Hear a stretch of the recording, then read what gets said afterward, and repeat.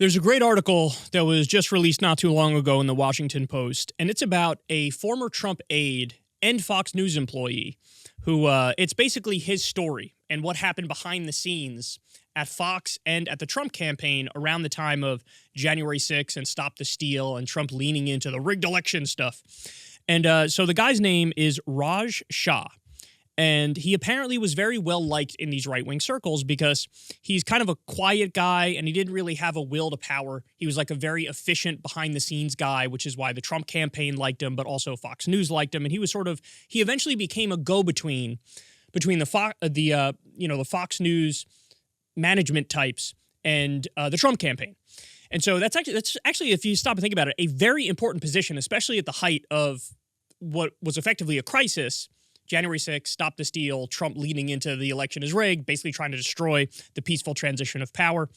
So in the article, they describe how this guy, Raj Shah, he was trying to walk a delicate line. Because here's the conundrum he thought he was dealing with. The conundrum is, oh my God, when we called Arizona at Fox News, when we called Arizona for Biden, our audience rebelled. They revolted. There was mutiny. And they were like, oh, how dare you, sellouts, how could you? We're going to go to Newsmax now. We're going to go to One American News Network now because they're not telling us the truth that the election's over and Biden won Arizona. And so we want to go to people who are going to tell us pretty little lies that feed our emotional needs. And so people behind the scenes at Fox, and we learned this from other batches of secret texts too, they were terrified, man. They were like, oh my God, we're going to become totally irrelevant. We're going to go extinct because all of our viewership is going to leave us to go to One American News and Newsmax because they're telling them what they want to hear. And, we are letting the truth get in the way of a good story, a partisan story that our audience really wants. And so the thing I'm just endlessly amazed by is just how thoroughly these people are audience captured. And look, I'll make a weird comparison here because I think it's true, even though, I hesitate to give somebody like this credit, but think of Bill O'Reilly. He was #1 on Fox News for over a decade. And for all of his flaws, and he has endless number of flaws, he was not audience captured. There were many times where he would go out there and say something that his audience would not like, but he'd be like, no, I'm Big Papa O'Reilly, and I'm going to come out here and tell you what I think, and then you're going to fall in line, and you're going to follow me. I'm the leader, bitch. I'm the one who knows what I'm talking about. So there were often times he would buck the right-wing narrative. I mean, a good example is he never went along with the birtherism garbage that even Trump was spewing at the time. Like, oh, Obama was born in Kenya. He's like, no, we looked into it. He was born in Hawaii. We literally asked for a copy of the birth certificate. They provided a copy of the birth certificate. There's a literal newspaper announcement from the day he was born in Hawaii. This is over. He's not Kenyan. Get over it. Get over it. Get over it. Again, an example of a guy, even though I think he's wrong on 95% of issues, he was not audience captured. Well, all the hosts that are there now are massive, colossal, gigantic cucks. And they're all terrified of their audience. Sean Hannity, Laura Ingraham, Tucker Carlson. This is on the record. They came out. Tucker was saying Trump's a demonic force. He's a destroyer. There's nothing positive that came out of the Trump era. He secretly said, I hate this guy with a burning passion. Tucker said this. Laura Ingraham and Hannity were like, we know the rigged election stuff is not true, but what am I going to do? I got to feed the audience the slop they want anyway because they won't listen to me if I tell them the truth.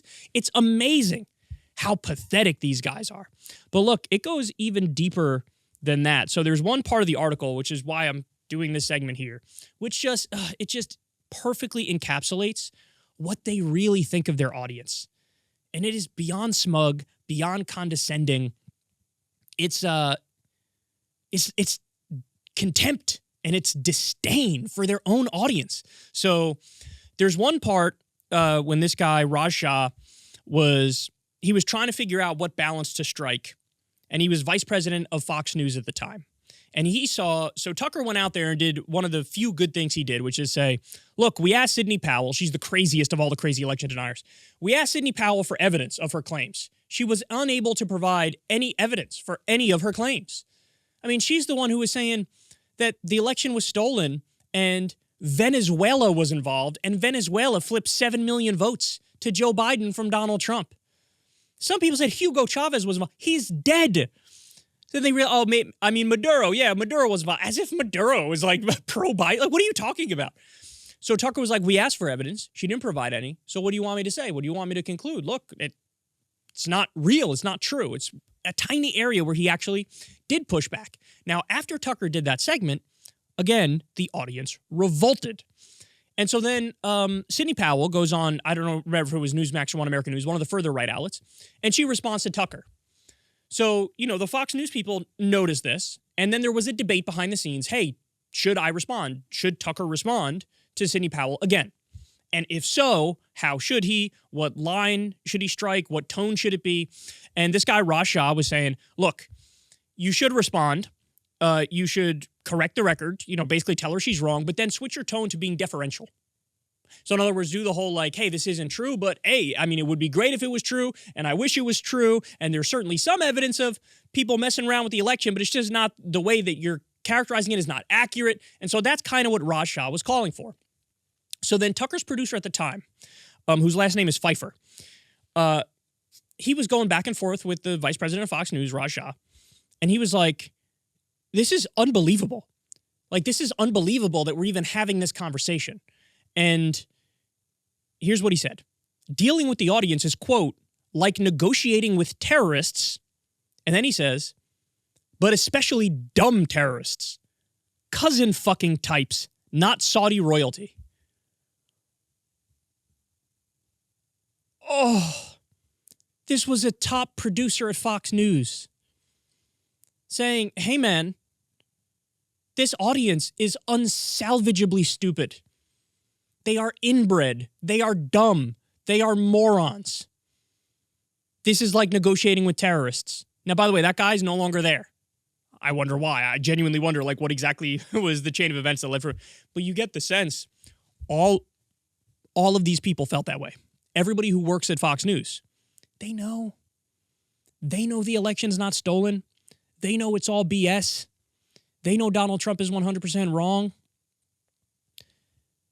And they still went along with the narrative.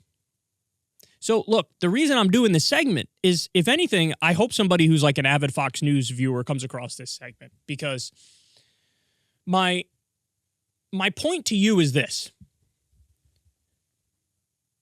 Do you really want to listen to people who view you like this and then are willing to lie to you to fit your preconceived notions? I don't care where you fall on the political spectrum. I don't care what your ideology is. You have to first and foremost be committed to the truth. Give me the reality, and then I'll do with it whatever I may. However that fits into my ideology or changes my ideology, you have to start with the facts first. And they're very explicitly saying, you can't handle the truth, and you're a total idiot and a terrorist, and you're inbred. So, is that true? Is it true? Do you think that's true? If you're watching this and you're an avid Fox News viewer, do you think that's true?